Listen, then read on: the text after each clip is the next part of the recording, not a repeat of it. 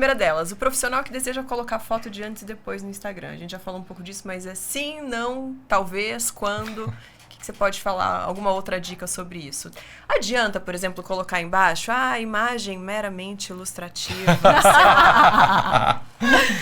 Tudo que a gente faz para fugir daquela sensação de que aquele resultado é um padrão, é o seu resultado que todo mundo vai ter, é importante, né? Então, eu acho que hoje em dia é válido. Eu mesma não vou num profissional se eu não vejo um resultado dele antes, né? Então, eu acho que é importante, sim, dentro dos limites do bom senso, né? Dos limites também da questão dos próprios conselhos de classe, o que eles determinam.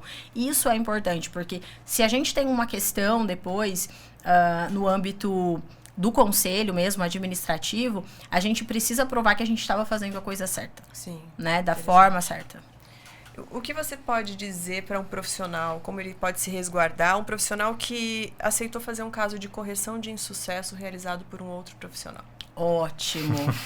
Insucessos, eu sempre aplaudo os meus clientes que gostam de fazer, né? Tem cliente que gosta, tem profissional que gosta de fazer.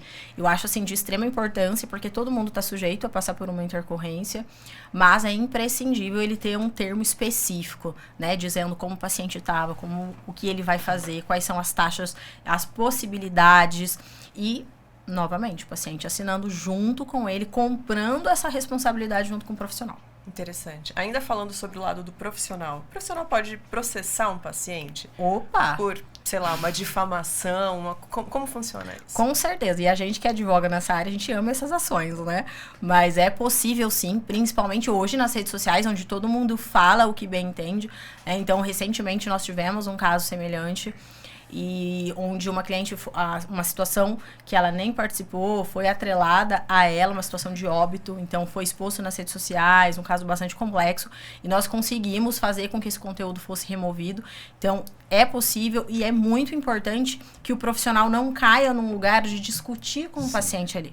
Porque às vezes no ímpeto, na emoção, eu vou ali, já reescrevo, e eu sempre digo isso, nós precisamos ser frios nesse momento. Então o paciente está emocionado, nós não faremos dessa forma. Né? Então é possível, eu acredito nessas ações, principalmente porque nós trabalhamos com a nossa reputação, né? E a rede social a gente leva anos para construir e segundos para acabar. Muito interessante. Quanto ao prontuário, a gente tem hoje a Lei Geral de Proteção de Dados que, na teoria, um familiar não poderia pedir acesso a esse prontuário, por exemplo? Existem alguns casos específicos em que o familiar pode solicitar o acesso, mas são casos bem, por exemplo, em caso de óbito do paciente, ou então até mesmo permitir que o paciente esteja bem, mas permitir que uma outra pessoa vá retirar. Então, esses pontos são possíveis, mas dependendo do caso. Legal. O último ponto que eu ia perguntar era sobre a preservação do prontuário. Você já falou pra gente pelo menos 20 anos, né? Somente.